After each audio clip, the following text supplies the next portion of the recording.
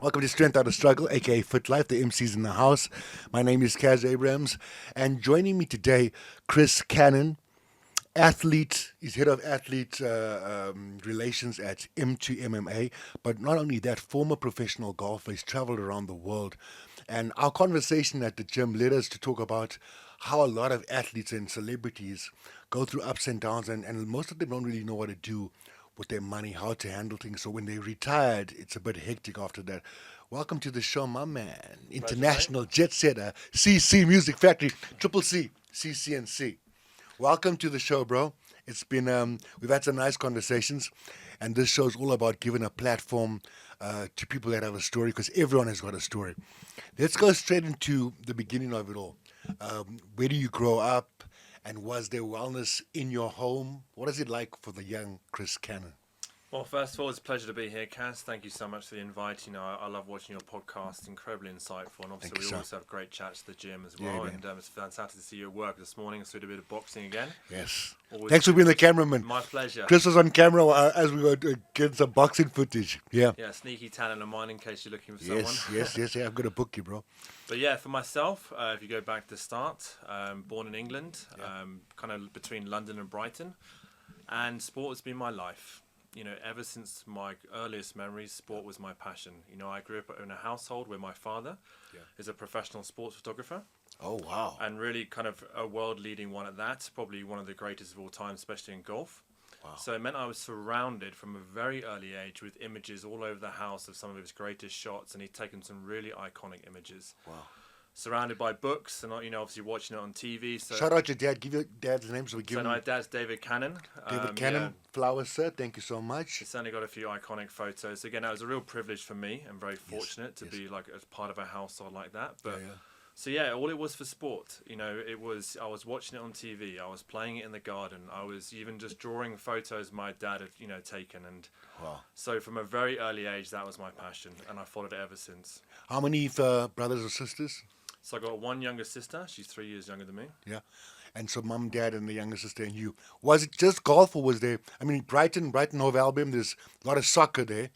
Um, did soccer ever take off in your home? Was it just golf?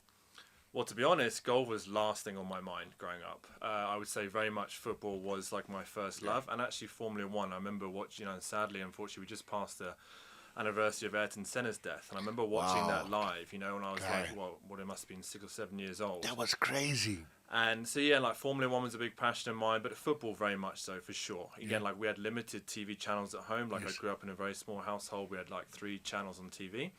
So whatever Yeah, sport was available. More than the channels we had yeah, whatever, yeah, probably. in Zim. Yeah. Yeah. But whatever sport was available, I watched it. Yes, yes, And yes. so I remember Sunday mornings was Transworld Sport, football. Do you remember Italia. Transworld Sport? Oh, Yo. yeah.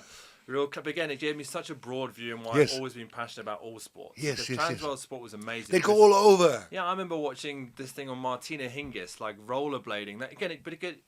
From that age and watching Wow. that show, you started to learn the importance of the background of an athlete, because that's Yeah. what draws you in emotionally. Yeah. But again, like football Italia, but again, so for me, like football was, I would say, initially my first passion. Yes, yes. Formula One was always probably a little bit out of reach financially, because Yeah, of course yeah, it's yeah. Expensive hobby. yeah, and also ended up being a bit tall, funny enough as well. But football and Arsenal was always my team growing up, Team because I Arsenal. remember watching '93. They won the Cup Winners' Cup. Yes, yes, yes. And again, that was on ITV. That was one of the few football matches we could watch on terrestrial TV. And Ian Wright became a hero of mine in the years afterwards. What a player. Yeah, and so for me, I'd say that was my first love. But I did everything. I played a lot of rugby, I played tennis, I played Okay. cricket. I did play some golf, but it Yes. wasn't really a passion of mine. Okay. But it was, I would say, initially football. And then I actually decided to go to a rugby school, because I became really passionate about rugby around kind of 12, 13. Okay. And Obviously, did you grow? Did you shoot up at an well, early age? again, like Or at that age, going about 10, 11, I was quite big for my size. But I played number 10. I played fly half, so it wasn't so much of an issue. But Okay. then I fell a little bit behind the growth curve when I went to secondary school. And there's, suddenly around 13, 14, Yeah. some guys hit puberty, grew up to 6 foot, and Yeah, I yeah. didn't. My growth spurt was later on. But I loved playing rugby, but I actually hurt my knee when I went to this rugby school at like 14 in like my second game. And I struggled after the next couple of years through misdiagnosis, constant re-injuring, and I fell a little bit behind, I'd say, development curve on those sports. Yeah, yeah. What is it like, just to stop you there, for a young athlete? You've got all these goals and dreams ahead of you. You're settling into the sport, and this injury happens, and you're not an adult, so all you know is what you know. What did that do to you? How did you feel whilst going through that moment? It's a good question. I remember it vividly Yeah. because I just started this new school, you know, and so like, I say sport had always been my life. It was my absolute love, you know, and yeah, it was very difficult because again, like first of all, and it wasn't like a massive one. The problem was it was misdiagnosed, Yeah. right? So it kept reoccurring where like I'd have 3 or 4 weeks out to come back and I'd be in a knee brace and then I'd try and play a bit, but like, and then I'd hurt it So again. no and- proper rehab. No, again, because you know it was just I didn't know better. Maybe I went to the wrong people, but it was very frustrating because I'm very competitive. So not to be able to perform at your best is very difficult to deal with, especially when you're now falling out of the team. You're now in the second team. You're like you know, and it is Confidence just. yeah, it dumps was in an you. ego hit, you Yeah, know. Because I'd always been one of the best. I'd always been like captains, and you know, in my first school or whatever, and yeah, it's frustrating. It's difficult, you know, for sure. How did you get through that? Were there any mentors around you, or a voice that had helped encourage you to get through it? Or You know what I would say, funnily enough, at that time especially, is I actually also got massive into skateboarding, funnily enough.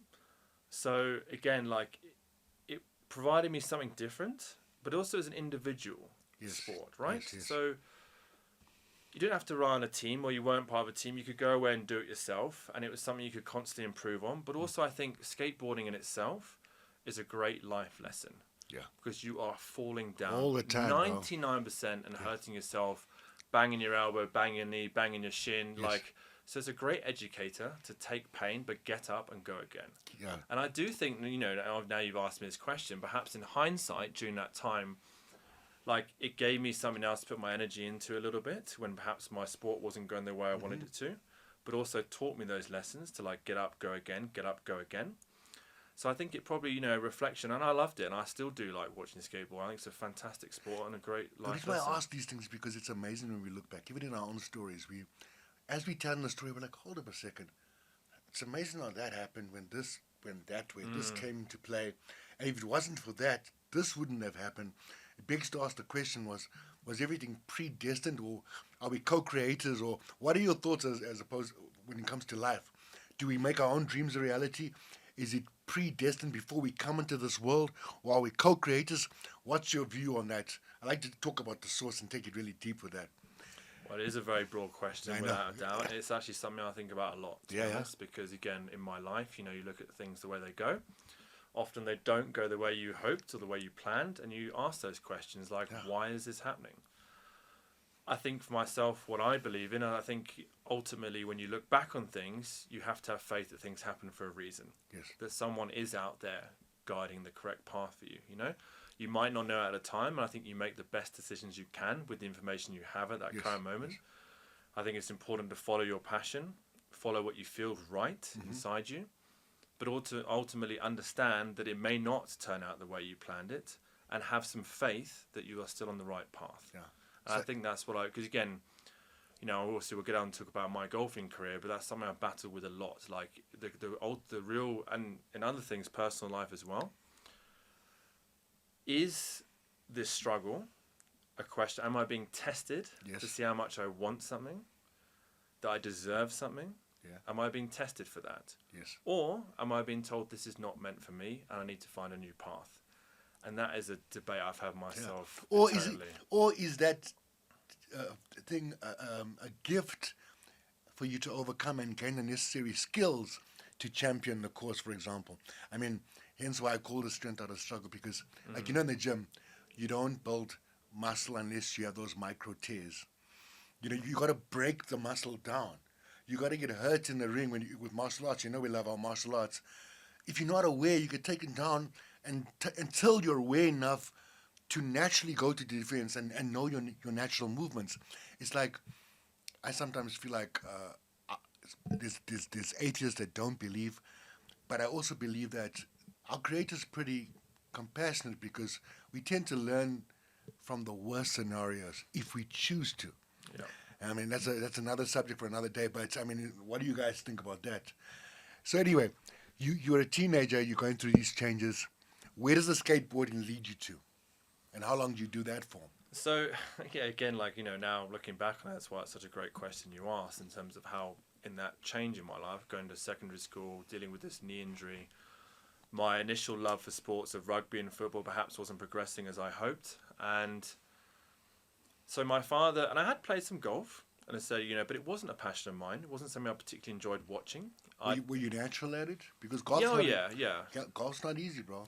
No, I always had a good eye for like bat and ball sports. So again, I played a lot of tennis and also played a lot of cricket, which actually through cricket, when I started playing some county cricket, like, trials and things like that, they actually sent me to get a proper MRI on my knee, found out the issue, I got the surgery and it was fixed. But by then, like, I was now 15, 16. But in terms of golf, like, I'd always play a little bit on holidays when we'd gone away. And, my dad had never pushed me into it. And I'd been with him to a couple of tournaments and I'd met a couple of golfers. So the one in particular I'd met at the tournament Wentworth in London was Ernie Els, who was a good friend of my father, obviously a South African legend as well. Yes. So in 2002, my father invited me to come work for him at the Open Championship at Muirfield. Yeah, to basically work as what you call a runner for Getty Images, which is a company he works for. And what I would do is basically I would run out to the golf course, pick up the digital disc, the SD discs, with the images on it from the different photographers, of which there was usually 4 or 5 on the golf course, and run them back to the editor's tent for them to edit and obviously upload as soon as possible. So I took him up on the opportunity, but I still took my skateboard. That's how passionate I was at that time about it, because I was hoping when I wasn't working, I'd be able to go skate, find a nice spot or something. So I was still very much into that at that point, but that was a life-changing week for me. Because one of my things about sport, why I wanted to do it so badly and to be the man in the arena, was to play in a stadium. Yes. I wanted to be the champion in front of 60,000 people. I always had a fascination with stadiums. I was very lucky at a young age to go to Wembley Stadium, Twickenham, Lords. Wow. I went to the World Cup in '98, Euro '96 at Wembley. I went to Wimbledon.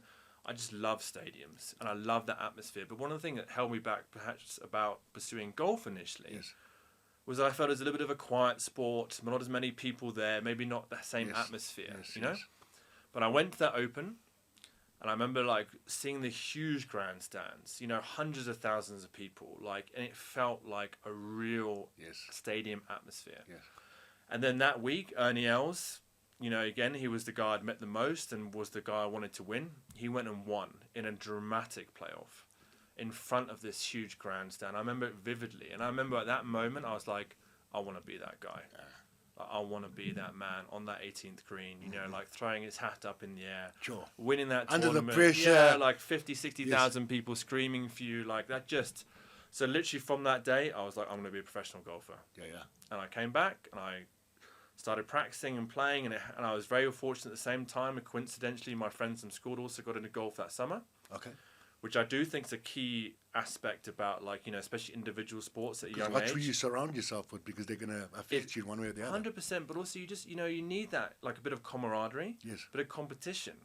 And then we were now spending all day at the golf club, And again, because I'd played a little bit beforehand, I had a little bit of a head start. I was still starting fairly late instead of a development curve for these sports. Most of these guys start at 5, 6 years old, but again, from then on, I was like, that was it. I was going to be a professional golfer, and that was all I focused on.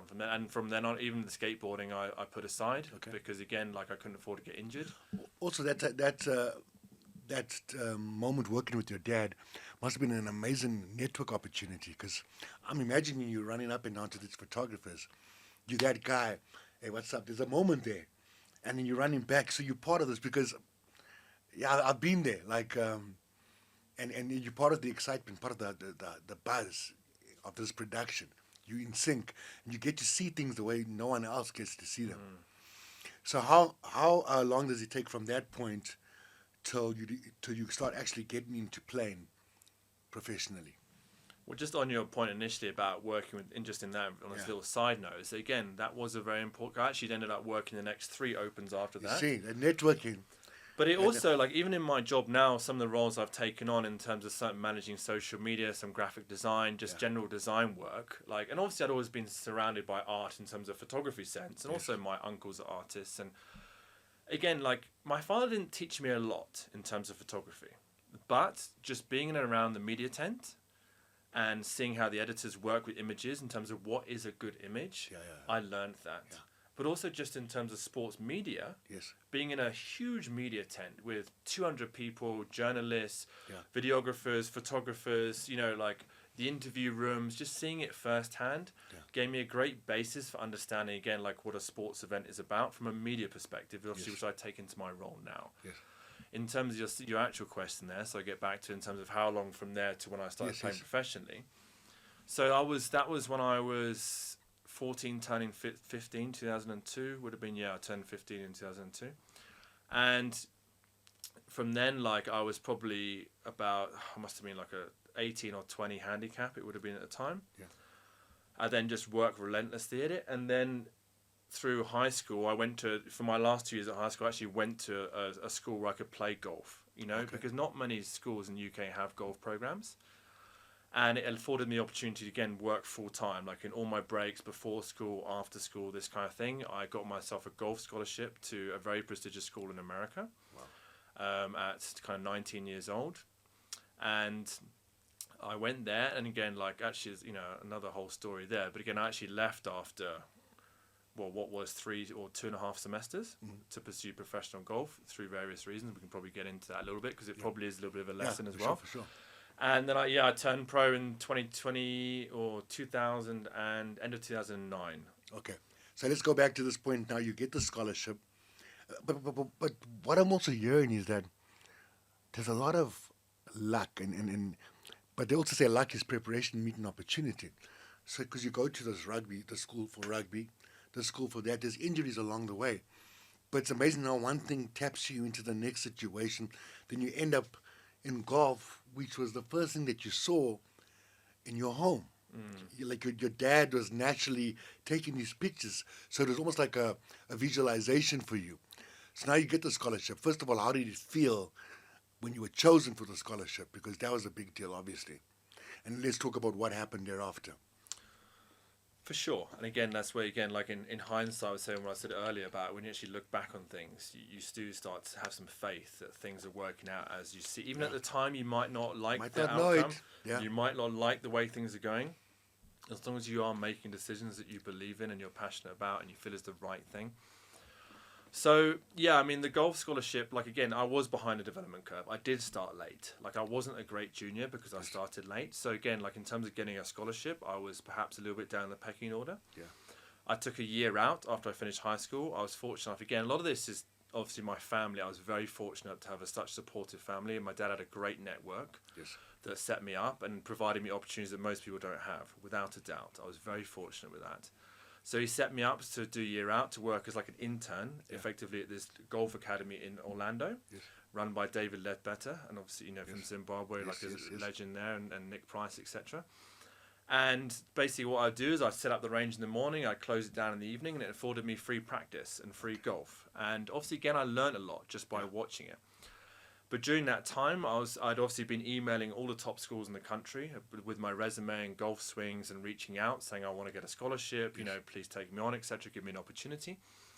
And I was fortunate enough that Jerry Haas, the coach of Wake Forest University, which is an incredibly prestigious, always been a top 20 school, Arnold Palmer, Lanny Watkins, some of the greatest golfers of all time went there. He said, I'll come and watch you hit some balls one day because we've had an opening on our squad for next year. Yes. I hit it fantastically. He was incredibly impressed and offered me a scholarship right there and then, which for me was just so that moment. It was a dream come true. Yeah, it was a dream come true. Just again, like I was fortunate again that the opportunity arose. That he would come watch me. Preparation meets opportunity. Because most of these times, you're kind of a little bit like cold calling in some respects. If you're doing it yourself, we're trying to achieve these scholarships. And I was just so fortunate, and I was, but again, I earned it. Like I'd worked my nuts off the last 5-6 years to get there from a long way behind. Yeah. And it was an incredible opportunity. So and I went there in the fall of 2007. Yes.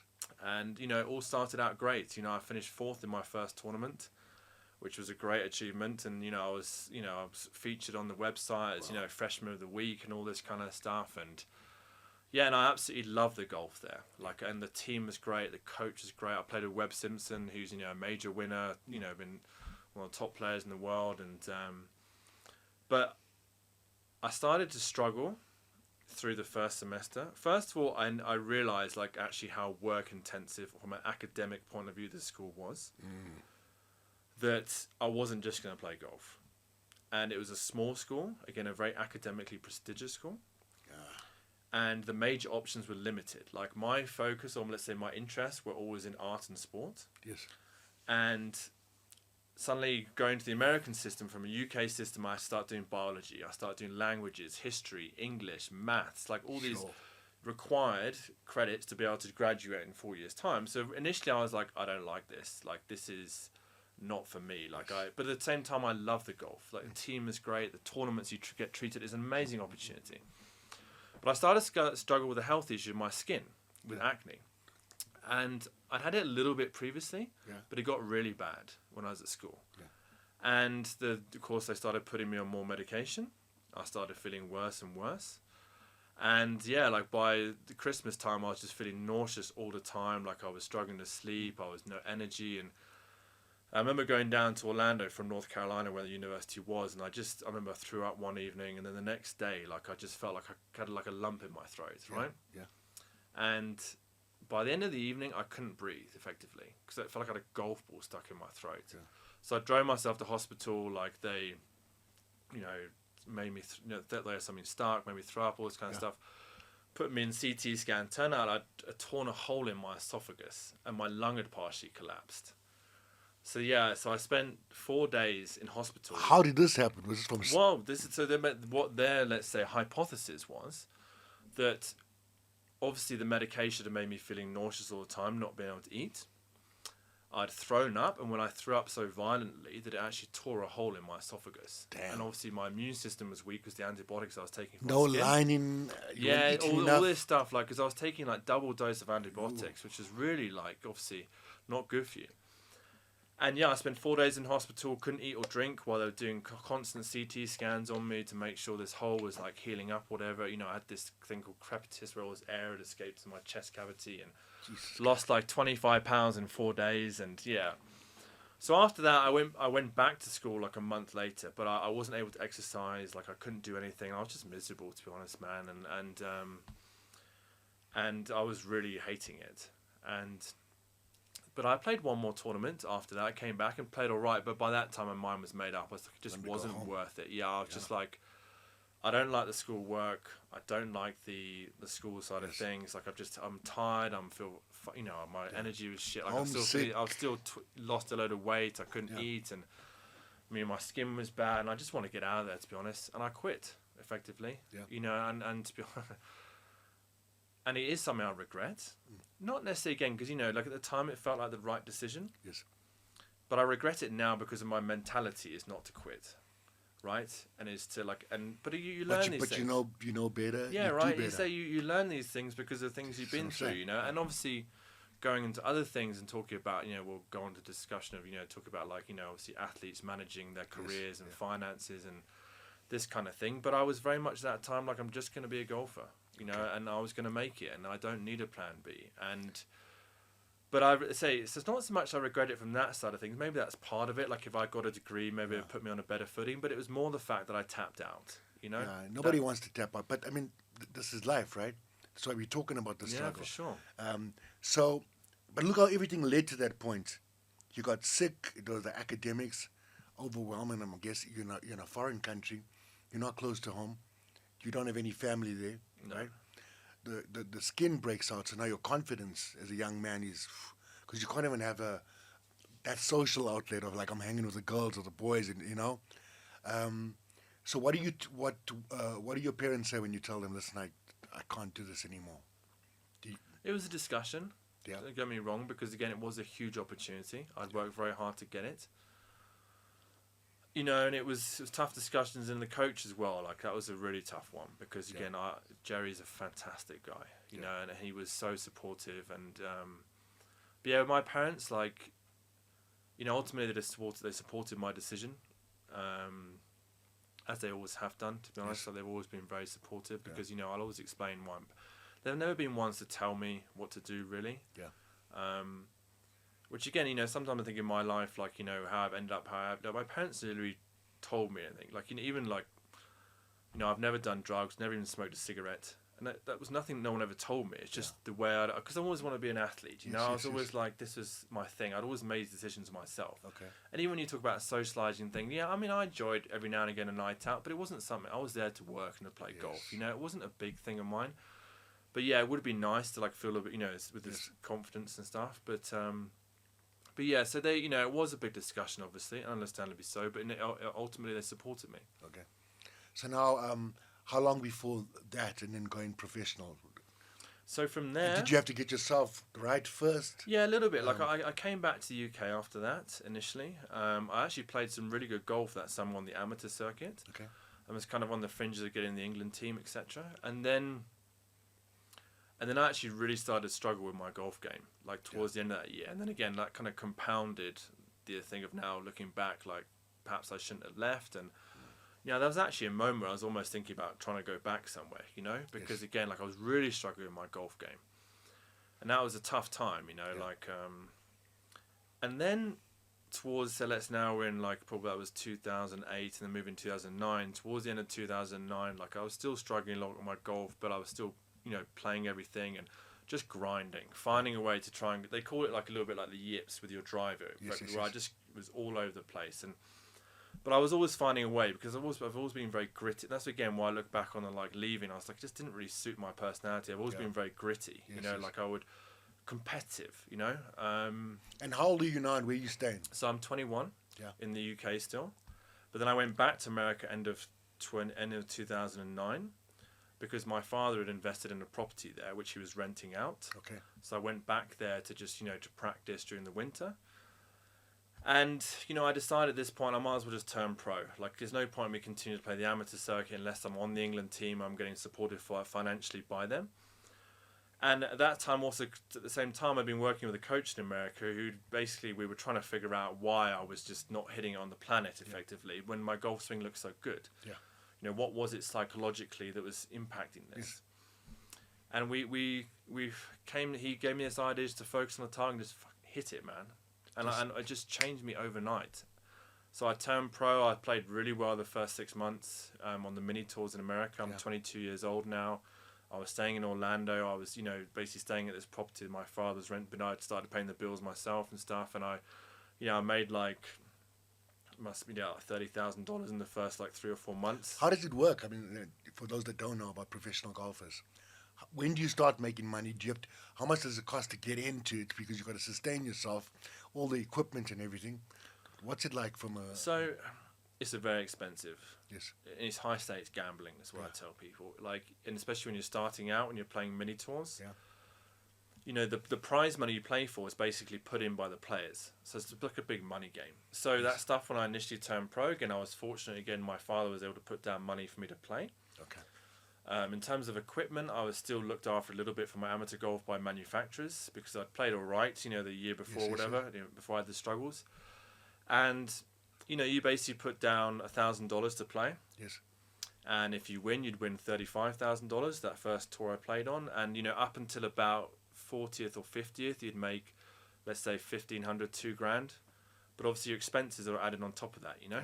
So really to break even for the week, you needed to finish top 40. Yes. And if you played well, like again, like the first couple of tournaments, I was finishing I had like 4 top 10s in my first 6 events, and I was making kind of $4,000, $5,000, $6,000 a week, and it feels pretty easy at that point. Yeah, for sure.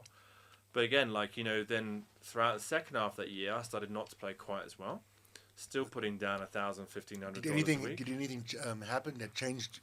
Yeah. So again, I would say it again. One of my this is more of a specific thing, but it's probably skill based in any industry or whatever. Is that now I was very focused on the playing aspect, the target aspect, which had helped me initially. Yes. But I neglected my, let's say, core technique work behind the scenes, where some issues started to develop, and all of a sudden the bad habits. Yeah, exactly, right. Yeah. And again, managing, and that's why one of the big things I'm really pushing now. One of the mistakes I perhaps made is like really reaching out to your team. Like, not always try and do it yourself, Yes. And I had good people, but I always thought I could do it myself. That's an important thing. I mean, just generally in life. some of us don't know when it's time to reach out for help because you always want to do it on your own. So Yeah, that ego, for sure. because you also don't know if people really would want to help you or not. So it's a catch-22. I've had an issue with that before. Okay, so you're there now. So what makes you finally? Do you reach out eventually, or does luck smile on you? Well, with golf, to be honest, man, from then on, like that was 2010. Yeah. And again, I had an all right year by the end of the year, maybe like just earned just $40,000. Like it made a bit of profit, like not bad. But again, like it was just, I would say, really the next kind of, I played probably the next 13 years professionally after that, and it was a struggle. I would say it was a case of trying to stay afloat, break even, Constantly. moving from different tours, like to really put it in like an overall view without going year by year. Is that I stayed in America a couple more years trying to play the mini tours on there. I didn't qualify to get my PGA Tour card, which is to do that at the end of every year is a qualifying school. Yes. Which is a very ruthless system of 3 tournaments. You have to finish effectively top 20 in each tournament. Yeah. And it narrows down from, say, 1,500 people to 20 people. Yes, yes. And if you get your card, you get the privilege to play on the tour the next year. And I never got through that, And so then I decided, I came back to the UK and again, like a new tour had started up in the Middle East, So my father, again, he through his contacts, he had someone there suggest I come and play in there. And again, like I played okay, kind of break even, made a little bit of profit, but never really, let's say, did anything exceptional. But then towards the end of that, I did play well and kind of and I actually went to the Asian tour school. Yes, yes. And qualified to get my card. So I had another big opportunity, and this is 2015. And with that opportunity, again, I just worked my ass off. But again, it was, looking back on it, it was not smart work. It was a case of logging up hours rather than actually logging up quality. And I remember before the first tournament, I'd practiced so hard, my hands were just shredded. I could barely hold the club. Yeah. But, I wanted it so badly. Yeah. But again, it's like I didn't take advice from people. I would just get in my own zone and I just I know the best way and I just grind. Yes. And not get the results, And again, I didn't play well enough in Asia, spent a couple of years out there. Yeah. And then again, through my father, he's known Johan Rupert for a long time. And Johan's obviously the chairman of the Sunshine Tour in South Africa. Yes. He said, tell Chris to come and try play a Sunshine Tour. I've got a great friend in Joburg, a guy called Rurik Goebel, who will look after him. So I came down here, and I qualified for the tour here. And I was incredibly fortunate. This family, Rurik and his family, basically took me in as a family member, and I stayed with them. And when I was here in Joburg, and I played the Sunshine Tour for the next 5 years. And again, I had some good finishes. I had a second, I had a third. A number of top tens. I came close to winning, obviously, in those events. But again, I never quite played well enough. It was always that same thing of just breaking even and not making that next step. What kept you going, and what made you not just throw in the towel again? Or was that haunting on the back of your mind about the situation in America? So what made you not want to give up, despite? Because you're almost there, but you're not. Yeah, and again, but that's also, let's say, that is on the one hand, I would say, the nature of the sport. Yes.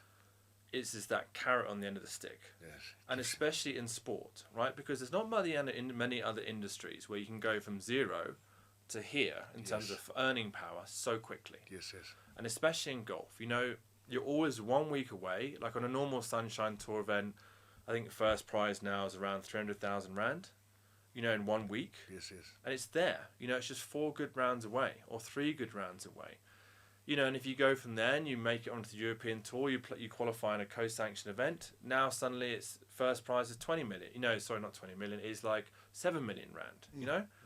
So it's so close. Because like anything can happen. Yeah, and so it's a combination, right? And like I said, go back beforehand. I said, like, first of all, like, am I being tested to work harder, to stick at it, to finally make that breakthrough?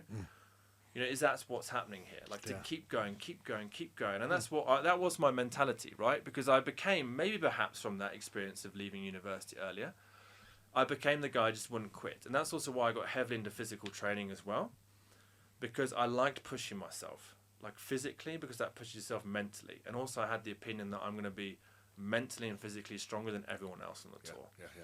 So again, I would like push myself through workouts and do all these crazy things. Like I remember when I lived in Florida, I'd run up and down sand dunes in the middle of the summer heat carrying medicine balls. When I was at home at Christmas over England, I'd run through the woods at 5 o'clock in the morning in the pitch black in -4, which was a terrible idea one time when I got lost because my phone... You're like the Goggins of golf. No, literally, yeah, like my phone, I had a torch on my phone and it was so cold it shut off. And I was lost in the middle of the woods at like 5 o'clock in the morning.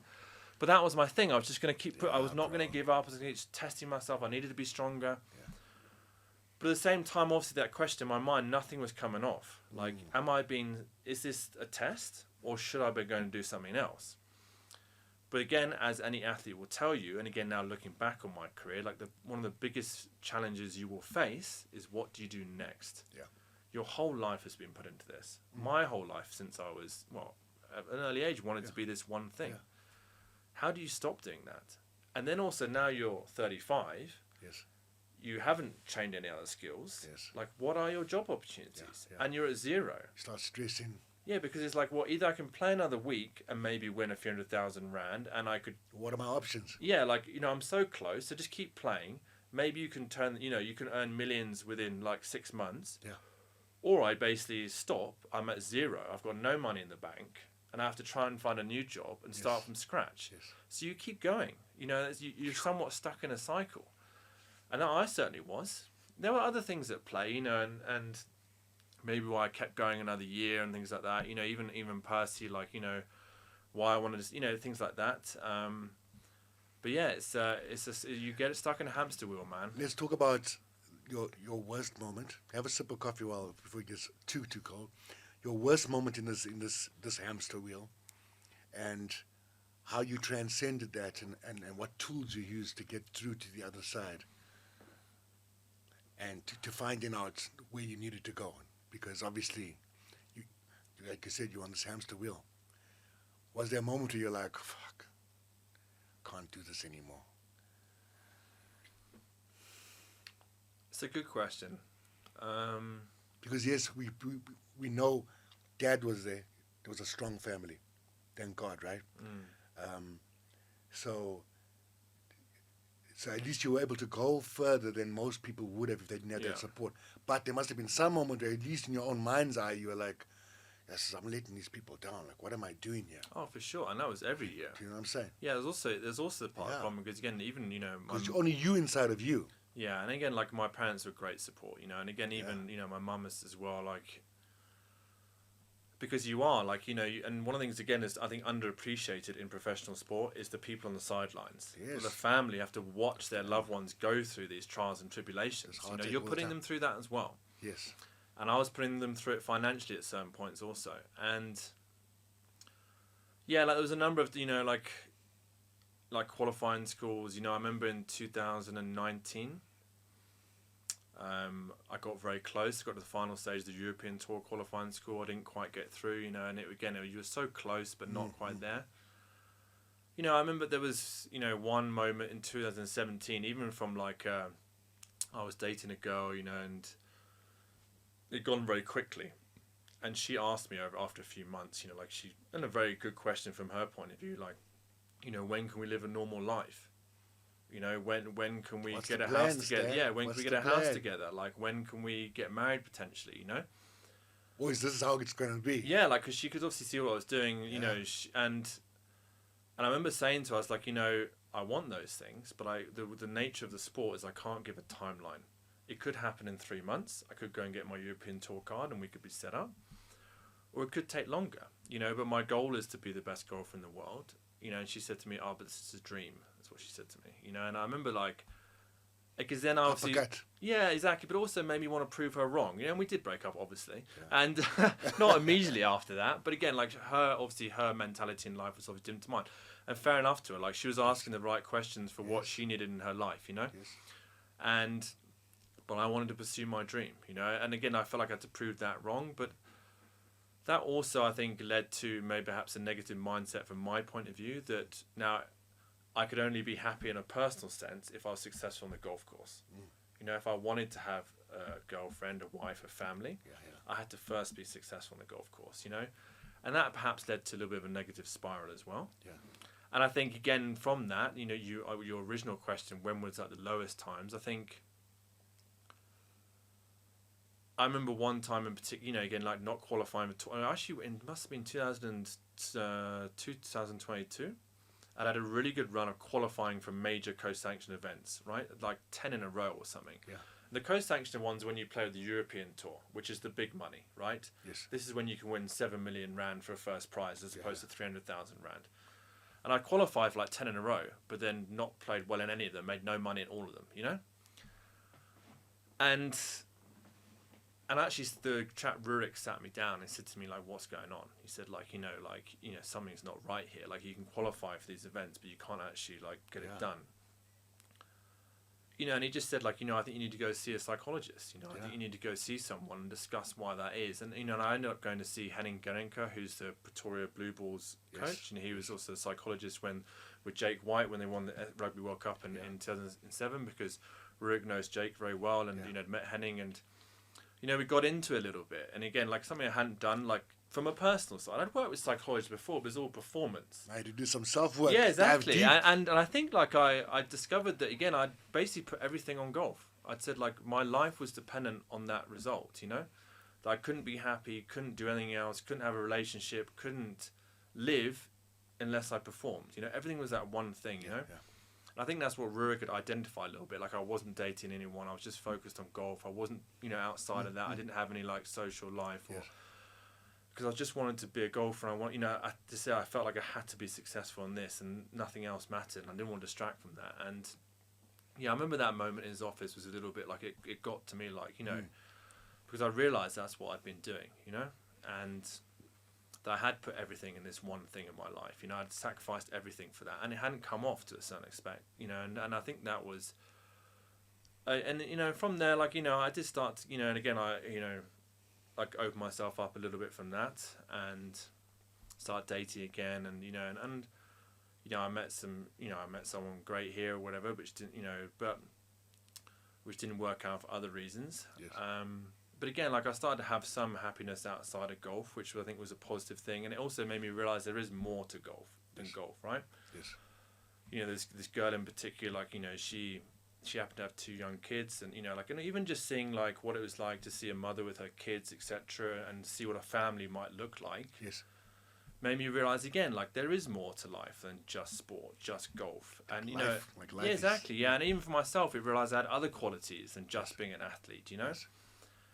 And also it made me realize, even from a financial point of view, like, again, but if I do realistically want to live a life with someone, you know, have a partner, start a family, you know, I can't keep living this life, you know. So again, I kept going. I kept, you know, probably if it would have been best part of, you know, another year and a half, 2 years of like trying to like get it done while playing golf.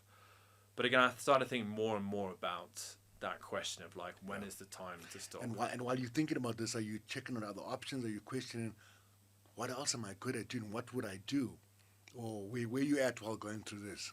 A little bit, yeah, because now I was questioning it, because I kind of was seeing this girl on and off, you know, like it wasn't anything like, you know, like say committed or serious because of certain other issues, you know, but it was making me think, you know, it was certainly like, you know, what would I do next? I did start to look, you know, would I do some strength and conditioning training on the side? Could I do some golf coaching on the side? Like, you know, and even if I wanted to, like at that point, wanted to stay in South Africa to keep playing the tour, like I had to make some other money. I literally had nothing left. Exactly. So I had to so I started doing a little bit of coaching here and there, a little bit of S&C coaching, just to make some extra cash. And, you know, if I wanted to, and I remember a low point particularly was where like I lost my tour card at the end of 2023.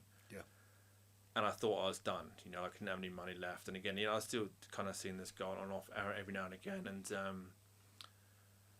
And yeah, I was like, that was definitely a low point, because I was like, now I've got to go home. Like, you know, there's no way I could make it work with this person, even if I wanted to stay here or whatever. And you know, like everything was gone because I'd failed at golf, you know, and I didn't have any of the options.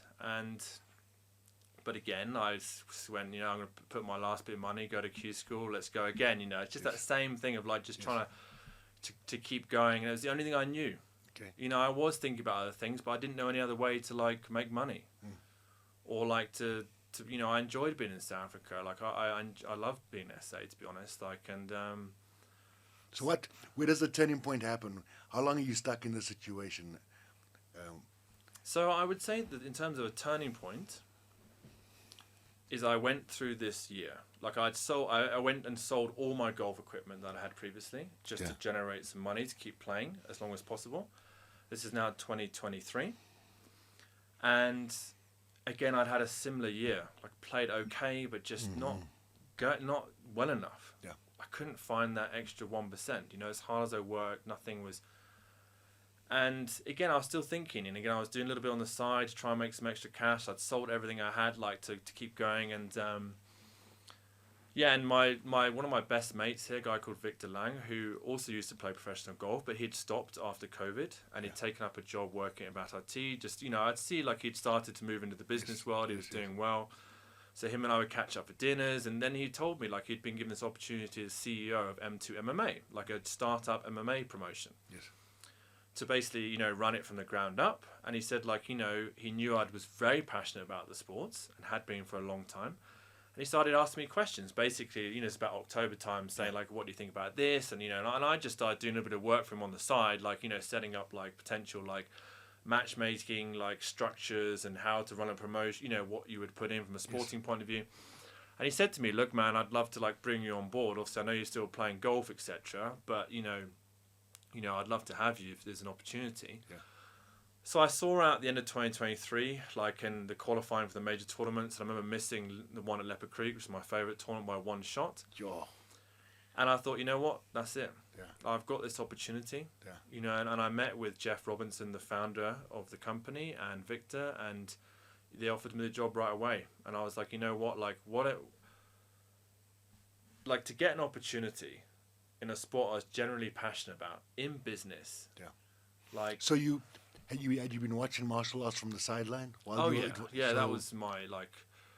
So again, growing up in the UK, boxing. Yes. The 90s, you had obviously the Mike Tyson you guys era. are some champions. Yeah, well, you had. I remember Frank Bruno, Mike Tyson. You had Lennox Lewis, Mike Tyson. Like, so it was big in the UK. I remember watching those on the box office with my mate's house, growing up. And it was big news. Like boxing, especially heavyweight boxing back then, was massive. And, so I'd always enjoyed boxing. In the mid-2000s in America, when I was at that golf academy, my first S&C coaches were these crazy Canadian blokes who came down from Montreal, who David hired basically to advise him the latest S&C like protocols, which he was great at, David, in terms of reaching out to other industries to understand what he could take from that to take into golf. Yes.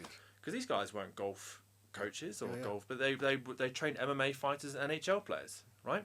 It's like how Sir Alex brought boxing to Man United, like how I nobody really knows much about this, but I helped Carlos Queiroz getting the Iranian team ready for the Brazilian World Cup. Wow.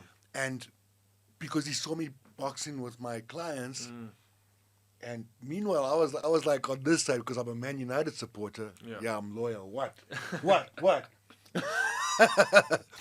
And he sent his assistant to come and say to me, listen, we're going to the World Cup. I need these guys to be more able to take a punch in the set pieces like corners, free kicks. They need to hold their own because these other guys are pros and they're used to playing dirty. So I would help them with just like the martial arts, foot positioning, our parrying, our ball changes, our twists, how you land. And what a moment. That was amazing for me. Incredible. So I understand how the cross-pollination happens there. Yeah. So carry on there. And again, that's why David was, revolutionary, innovative for his time. Yes. It's because he always looked at what he could do differently and what he could bring in. So anyways, these guys were watching the UFC. So I started watching it with them. And it was around the time when Ultimate Fighter, the first series, started, right? Which was that day? A seminal moment for the sport, right? It really was when it took it mainstream. And it started this thing of bringing the characters into play and understanding the personalities. Yeah. And at the same time as well, I was fortunate that David had also brought in this guy called Shashir Inakola, who was a Filipino chap, who was basically like a Arnis, which is stick fighting champion he'd also been a monk. He'd been Michelangelo in the suit in the Ninja Turtles movie in Hollywood. Wow. This guy just had an incredible life. You're talking about someone you speak to and there's so much wisdom. He'd been a monk. He'd lived this life, but also he started doing in the evenings kickboxing classes, stick fighting classes, hand-to-hand combat, yoga, meditation, and I started doing all of it, and I loved it. So the combination of the two, around the MMA, watching with the guys, the S&C coaches, and also training with Shashir, decided to become a passion of mine. Also around that time was a real heyday for boxing, because I was lucky enough to have HBO on my TV channel in America. And that was the Pacquiao, the Mayweather, De La Hoya, like Hatton. Big fights. You know, like Marquez and, you know, Cotto and, you know, and Marguerite. And like, and every week I'd watch it. And they had that program 24/7. Wasn't that dope, bro? Which for me... The prep for the fight. I never missed one of those. Yeah, and for me... With the guy's voice over. The guy's voice. The same voice, bro. And that music, the intro music and the outro music. And I just... And the way that... And I go back and watch them now on YouTube. Because for me, that was like still the best production. I know like the UFC do a good job with embedded, etc. But 24/7 produced by HBO. And the way you got to know the fighters, you know, behind, like, again... like background scenes, family, like preparing, waking up in the morning and... again, like, and it was so inspirational. I just loved it. So, again, I watched a lot of boxing in that era. A lot of boxing. Like, even just... Because HBO would have fights every Saturday night, fight nights. And so, again, And then, again, MMA around that time, McGregor and, you know, Anderson Silva and, you know, all these guys, you know... Like, it was just, and so I started watching a lot of these sports, and it became my favourite sport to watch. You know, like I said, I always watched football, and I still did always watch Arsenal, but even I felt like football was not quite the same game I grew up with. You always support your team. Oh, for sure. Like, I'll always be there for Man United no matter what. Like, sometimes I just won't watch the game because I normally get my heart broke. But martial arts is something that I cannot miss. I'll have it on like rotation while I'm doing my work on the computer, whether it's old fights. Looking for any excuse to meet up with the coaches that I've worked with to talk about the fights.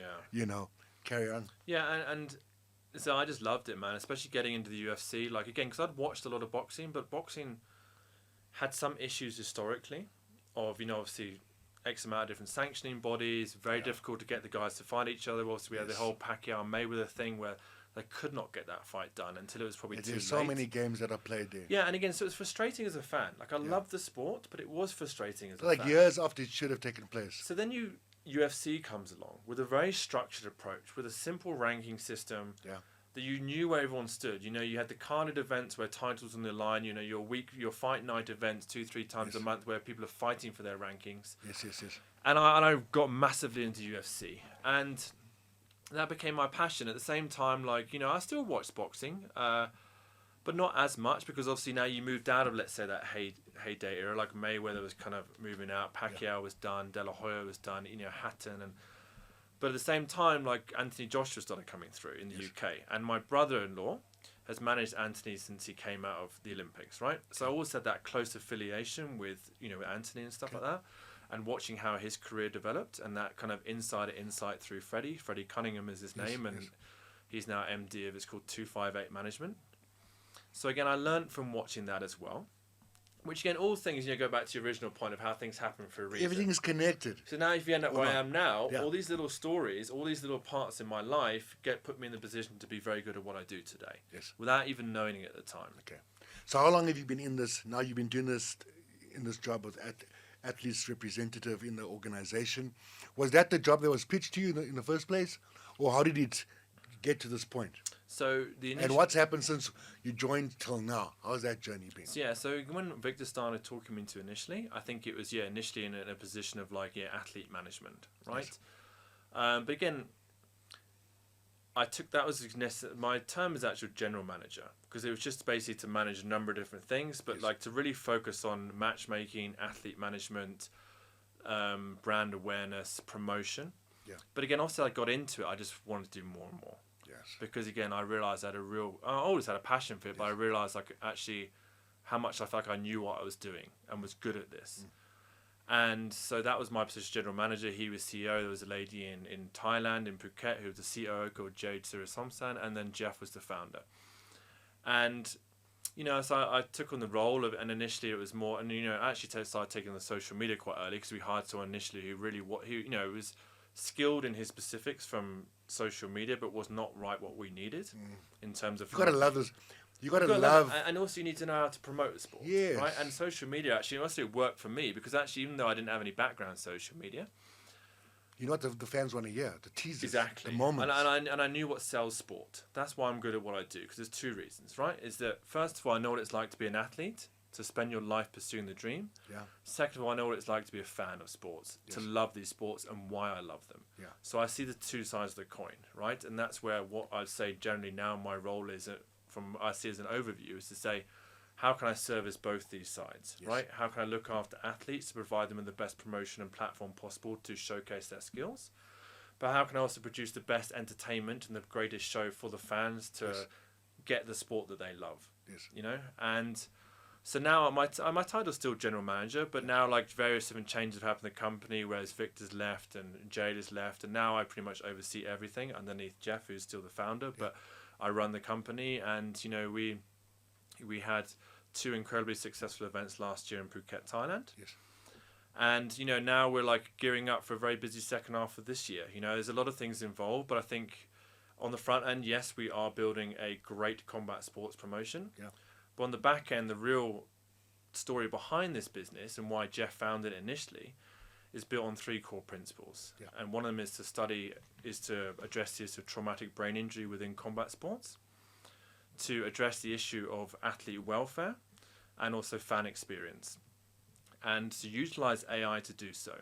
You know, we're very fortunate that, you know, Jeff's background is in AI, and this is let's say a era-changing innovation we are now experiencing that gives us huge opportunities to address issues perhaps weren't able to do so beforehand, you know? So again, we're utilizing it to collect data, to then develop protocols, technologies to prevent, mitigate, and treat traumatic brain injury. How do we help with the injuries and stuff? Because now it's full combat, you know? So I think, again, that's the question I get asked a lot, and also why, again, it's important that let's say Jeff, he's the technical side of the technology and side, the teams he's got working on this. I'm the go-between of seeing, because now, like, as I've got further into technical, I see this huge opportunity to do some amazing things in what we're doing. Worldwide, because it's cross-pollination. Everything. This could bleed off into every other sport. Well, again, like that, and it's not just sports. It's, you know, what can you do, military, like the you know, concussions or car accidents, and you know, the problem is really, if you're going to address this issue, is where do you get the data from?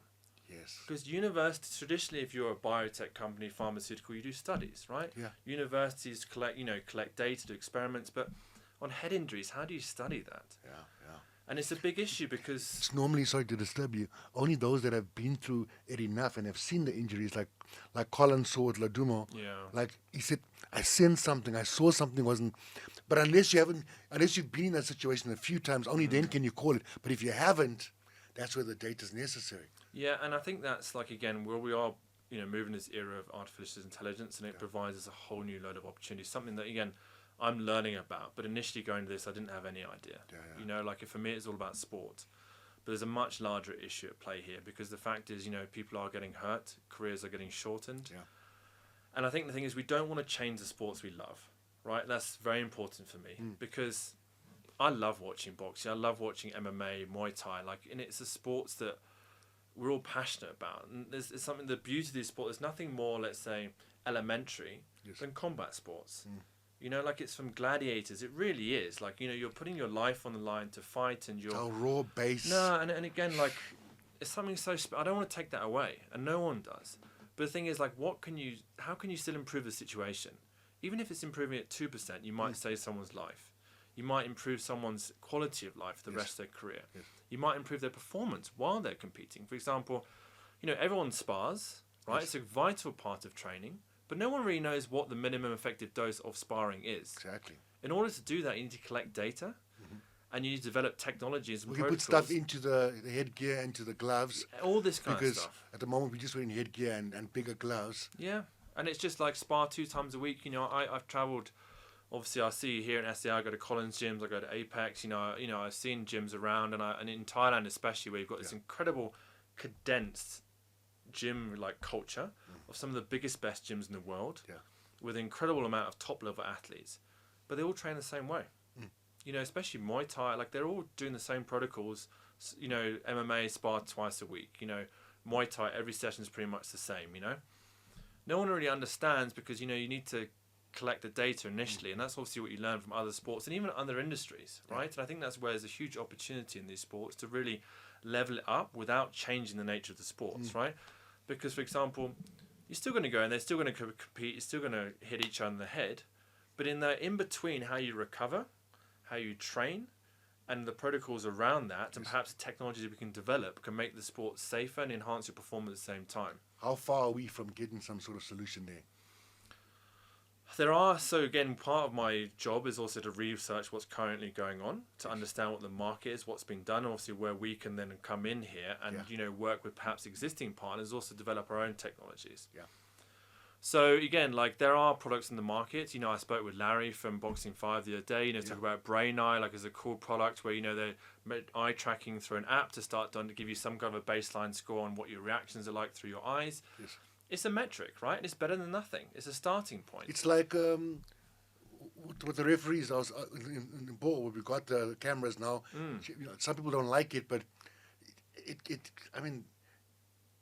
kind of works as well. You can't hate the fact that there's been a lot of goals, a lot of things that went away without being noticed. And before, now we can see. Okay, this guy was offside, or that was behind the line. But this then the mouth guards. Yeah. That World Rugby are using. You can feel the intensity on that. Yeah, so they call them head acceleration events, and I've had a number of sort of conversations with Prevent Biometrics, who produce the product for World Rugby. And again, like they do a really good job at measuring impact forces, like they, so in G forces, and again they develop protocols around that. So again, like I spoke with another company called Conquer.io, who develop a supplement, a nootropic supplement, which is designed to again mitigate the impact of head injuries. So stuff is being done. For us, we look at, okay, cool, like, this is what's going on, but how do we pull this together, right? How do we say, like, okay... How do we be the scientists? Yeah, this is the image, right? So you have a wearable mouth guard. You've got sensors in the gloves. You've got camera tracking technology. You've got maybe even sound tracking technology. The ref's got something on, so when he's checking the guy, you can see. Now you pull in all these data points, right? First, we collect a vast amount of data to start to understand. But even the mouth guard, like, what's it doing to the blood pressure, the temperature, your heart rate? What is the physiological impact of being hit in the head at 4G from this angle, at this speed, at this point in the fight, when their heart rate's at this point, And this is where AI comes in, right? Because this can understand things that, doctors would have to look at for years to actually start to pull together data. True. So for us, it's about, collecting data, developing these technologies ourselves, because again, we can see, and again, with the expertise we have on board to actually how these products need to be positioned and to actually get the best result.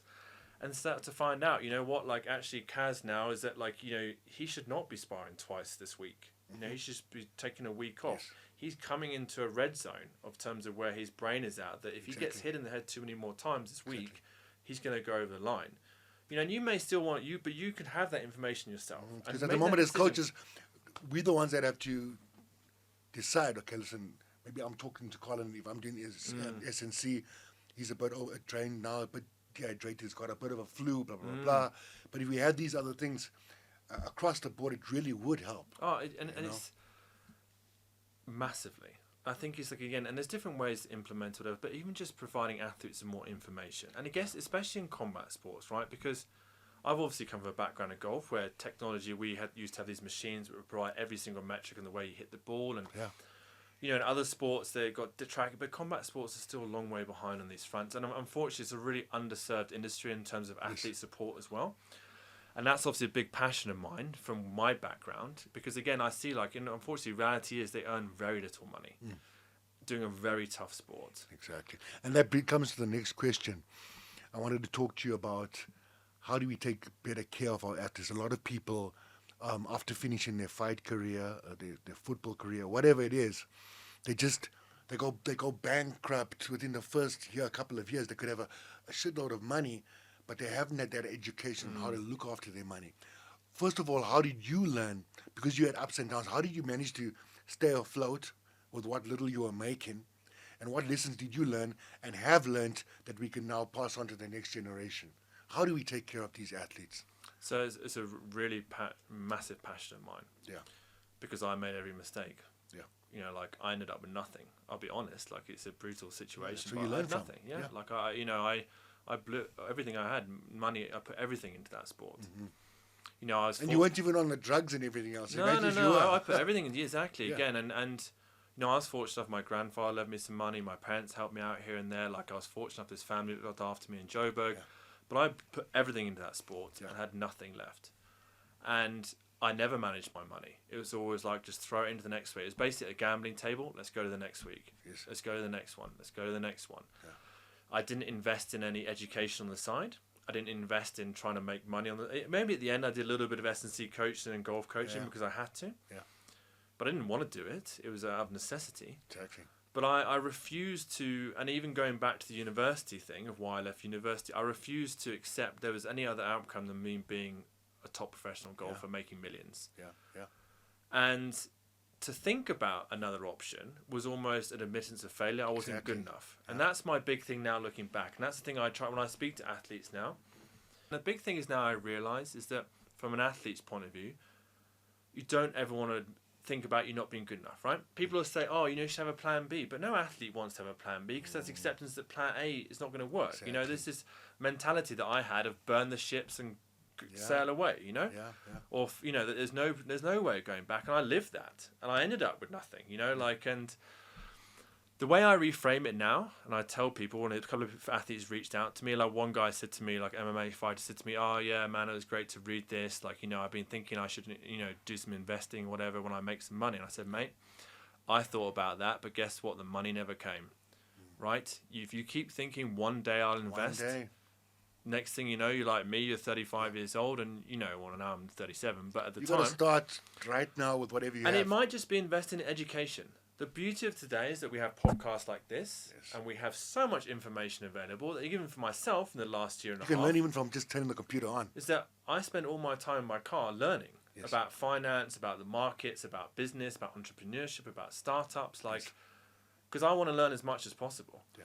But I didn't do that. I had all that spare time in my golf career. But again, I didn't want to do it because I didn't want to face the fact that I might not make millions of dollars and spend the rest of my life living off that. Yes. So that would be my one, and again, there's something that, even what we do at M2 MMA is we want to first of all tell that storyline. I want to bring in friends of mine who've been very successful in finance, and we're going to run things like webinars and, Q&As, just simple things, just Life to get coaching, people thinking.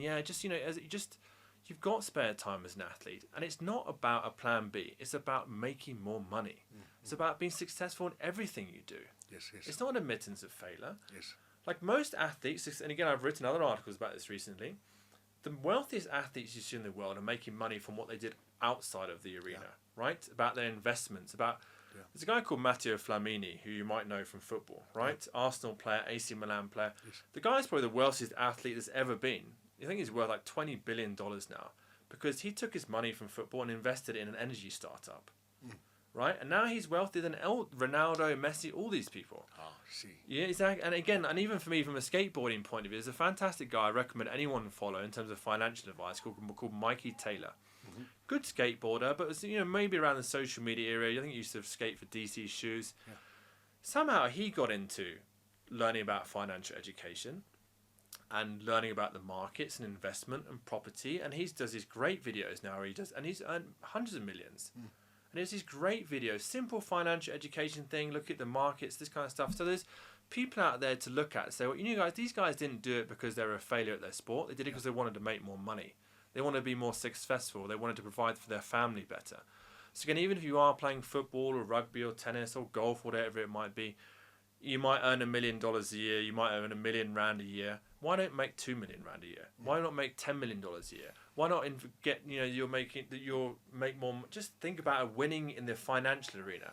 And for me, what I think I've loved about getting into business, and I didn't realize at the time, is actually part of the reason I haven't missed golf at all, because it was always about a competition for me. Is that going into the business world is just a whole new competitive arena. Yes. And you think about making money the same way as you did making sport. Now it's might be meetings, it might be podcasts, it might be investment, all these different things. It's the same buzz. You're still trying to win. You're just in a different arena. Yes. So athletes can think about that even while they're competing. Let's win outside of my sport as well. Let's just but it's level up. It's also who you surround yourself with, because if you've got people giving you the wrong advice as well, you could still waste your money away. Have you made any moves since you've been away or since the transition happened that any athlete out there could play a part in, that you know of for sure? I mean, we have property, we have there's different investments, but what would you suggest, or anybody who would suggest that they should go look out? Because not everyone is Warren Buffett. No, I agree. Not everyone has got the natural thing at shares, and there's so many different things. And again, And the people are talking about the crypto as well. Yeah. It's like someone like me just believes in go for what you know. Just that's trusted. What do you suggest? It's a good question, because even for myself, I'm trying to learn more. Like, Yeah. I don't know the answer to it. I'll be very honest, because even for myself, like, but what I would say is this, like, if you listen to most things in terms of investing, investing in, your classic S&P 500, like most people say is the safest bet. But again, like, maybe you don't have the money to do that right now, I'd say invest in your skill set. Yeah. Would honestly be my biggest advice, is that because that's free. In you, Invest because in you yourself. are the. Yeah. It is one thing I've learned. If anyone is keen to hear, I was up there, celebrity, up and down, up and down. When everything was taken from me, I've mentioned this before. I was lucky to come across this Tony Robbins cassette, and he was. The cassette came with a book, but he wouldn't let you go to day 2 unless you did what it said in day 1. Okay. So let's say you smoked, and you knew it was bad for you. Don't go to, what you need to drop. Stop that and then come back to the book and tell, so that you feel, okay, shit, I've taken that big step. Or whatever it is, you're drinking or... but then on day 3 or something, he said, there's this book that I read that changed my life. And he said it's called The Richest Man in Babylon. So I paused that. I was like, okay, I want to know where the guy got it from. Which guy did the guy from the guy? So I hunted this book down, and I found it, ordered it from America, thin book. And in a nutshell, this book is just these two guys chilling out and talking about how come their friend is making so much money. He's got like 4, 5, 7 caravans. They were here with one broken caravan. The one guy's, listen, I'm tired of sitting on this fence. I'm going to humble myself and go ask him. He went and asked him. This guy set him on this course of discovery where he went and studied with the greatest people around. In the end, what he came down to was, no matter how much money you had, for me, I started off with 250 Rand. And the goal was like, that 250 Rand is not yours right now. You got to take away 10% away, pay yourself first. Don't pay yourself as in spend it. Put it away like it didn't exist. 10% to your debts, 10% charity, right? Charity, why? Because when you are giving something away, doesn't mean you have to go to church and put it on the plate, but genuinely you can choose where you give the charity without expectation. You start feeling a bit more deserving of good things happening to you. So I started that with that 250. 25, 25, 25. I put them in these little plastic jugs. I was sleeping on the floor, bro. I'd lost everything.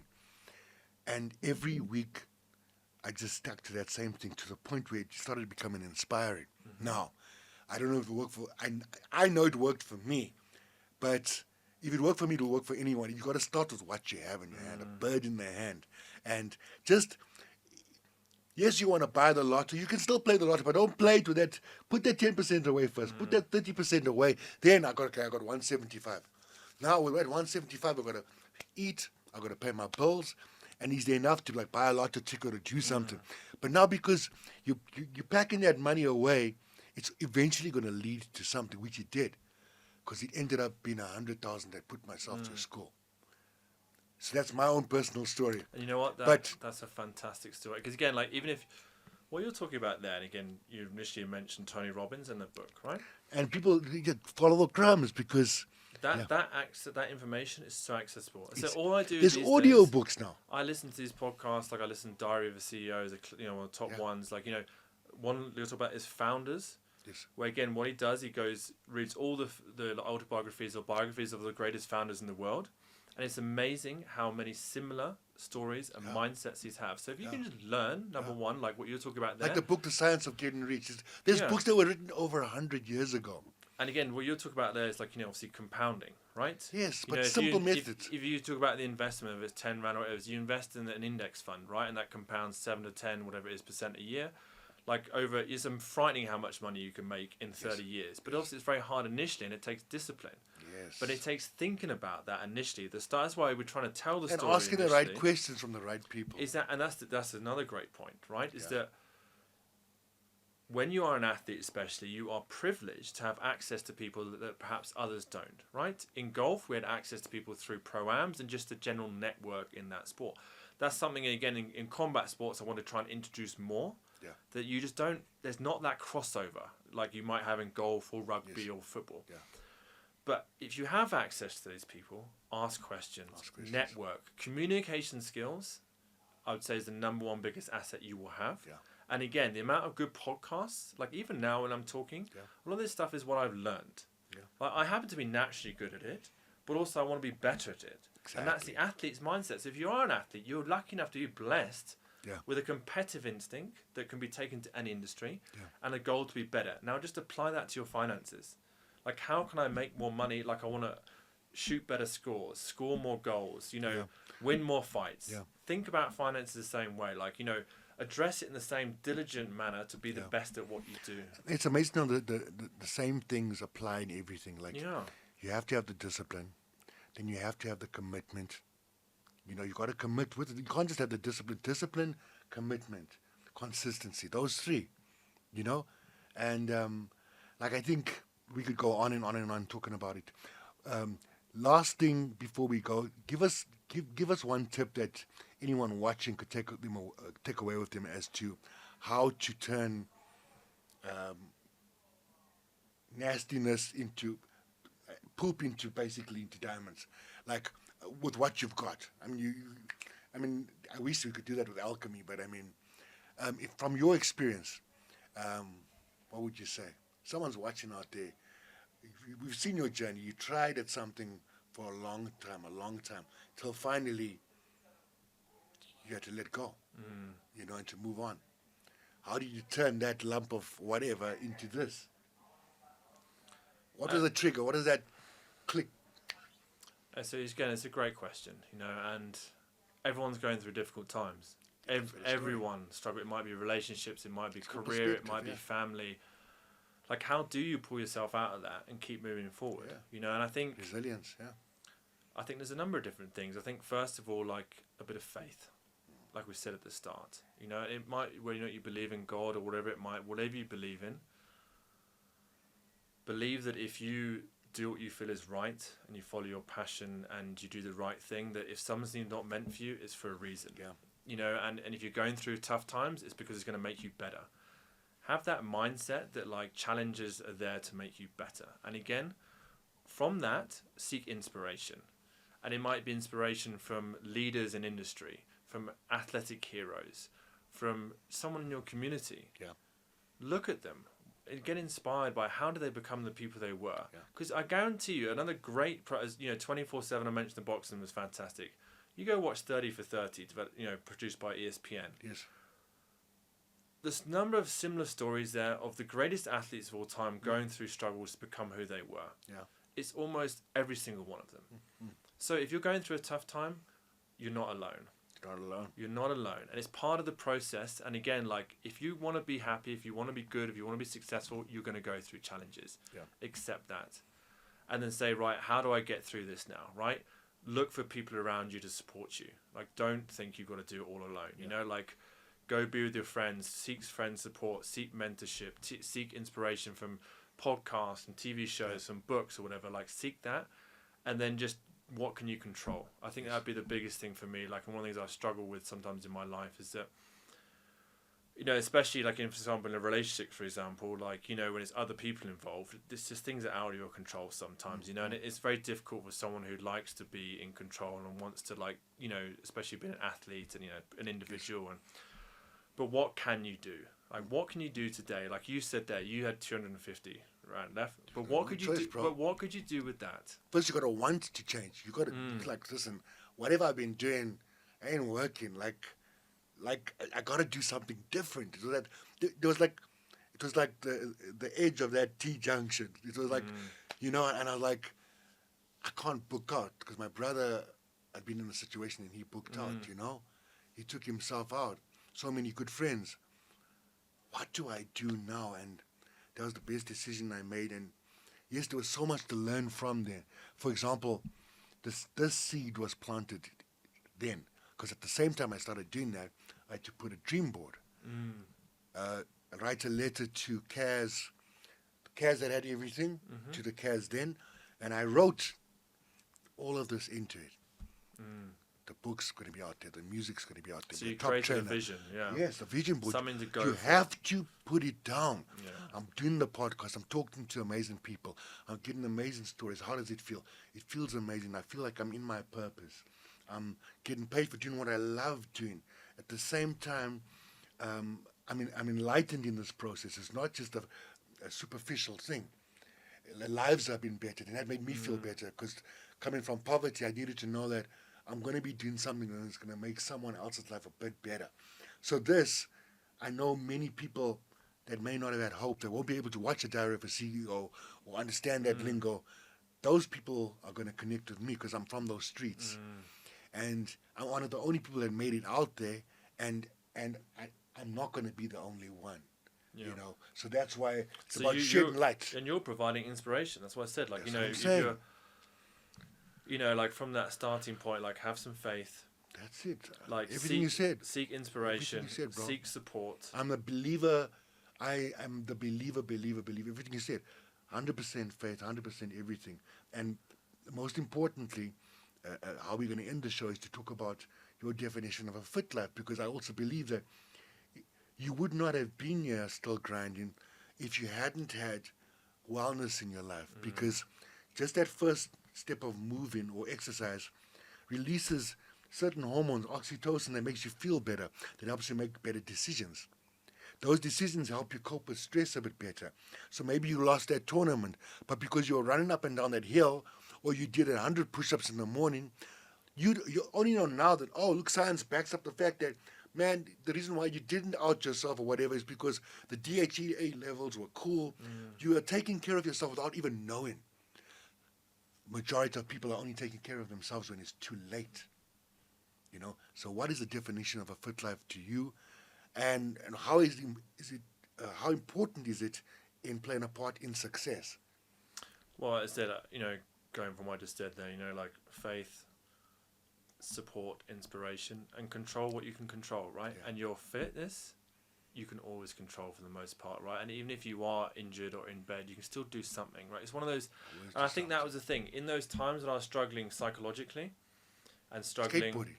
Yeah, struggling financially, struggling, you know, in tournaments or whatever, like I always had that outlet to go train that would make me feel better and also make me feel like I've made a step forward. Exactly. Like I said, you were talking about again, like you're investing. Those small baby steps, or what you can control on that day, your health and your fitness, the way you eat, even if it's doing 20 push-ups, 20 squats. I mean, I remember when I started off training, it was just pull-ups, push-ups, you know, running, or I might be lifting logs. One rep's better than no reps. Something, like, and it made me feel like I'd accomplished something that day.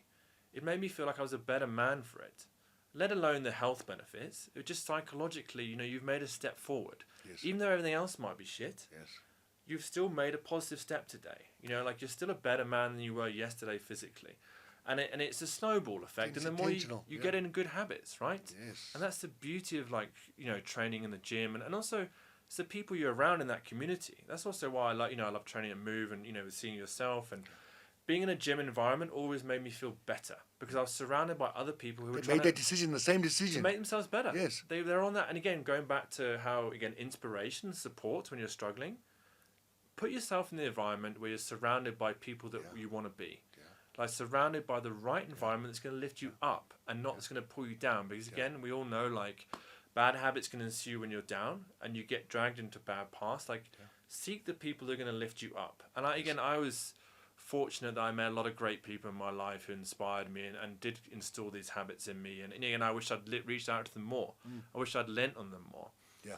But they did put these things in me, you know, and I was fortunate for that. And again, I hope people can watch this and obviously learn from yourself and the great work you're doing, and be inspired and provide one of those pillars to help lift their lives and, you know, create strength out of struggle, as you said. Awesome, bro. Where to from M2 MMA? What's the next step? What are the hopes and dreams for you and the company 5 years from now?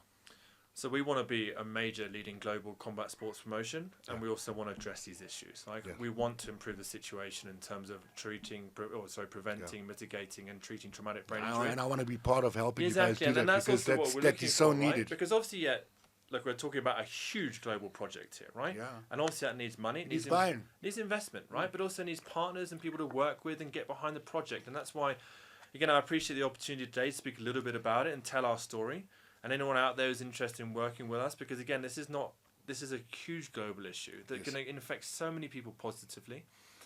And so for us, I want to be putting on, in 5 years' time, I want to fight every month. I want a combat sports event every month. Yes. I want to set a great sports promotion where fans are loving the action, athletes are creating great fights and supported. They're supported holistically And kept as safe as possible, and Yeah. investing and being looked after financially in all 7 dimensions of wellness. Exactly. That's the point, right? Because usually a top athlete will have a team around them. Most of these combat sports athletes don't have the luxury, but I want to be able to provide that through our promotion. Yes. I want to be able to provide financial support, psychological support, S&C support. I want to, all these things. Yeah. And at the same time, we're building these technologies that, again, using the power of artificial intelligence to address the issue of Sounds traumatic brain exciting. injury and fan experience. Because, again, I also think sports, we're perhaps losing star power a little bit these days because of the way the industries are changing. But how can we integrate fans more in the action? How can we get them close to their heroes, Yes. That's the beauty of sport, because these people inspire us, right? Let's tell their stories better. Yeah. Let's get closer to Kaz. How is his heart rate working? How is what is the life of an athlete like? Yes. How can I the financial struggles? Yeah, what goes into it? Yeah. Yeah, let's get people closer to their heroes, and so for us, we've got a huge ambition what we're going to do, and for myself, like anything I do in life, I want to be the best. Well, bro, I'm so glad to have you here. This show, there's so many people that could be on here, but I believe this is, I'm living in my purpose, which means I've got to tell the stories that need to be told. Hoping that we can reach someone out there. Why I always ask people what fit life is. When I say get fit, I mean get empowered through focused intention today. When we make a decision and follow through with purpose, with belief, with everything committed to that, there's only one way it goes, and that's all the way up. Thank you so much for coming. My pleasure, mate. Wishing you the best going forward. Blessings upon blessings. Guys, keep watching the show. If you like what we're doing, please like, share, and subscribe. Where can people catch you on social media? So my personal is at @CCCannon10, Yes. and then at M2 MMA official.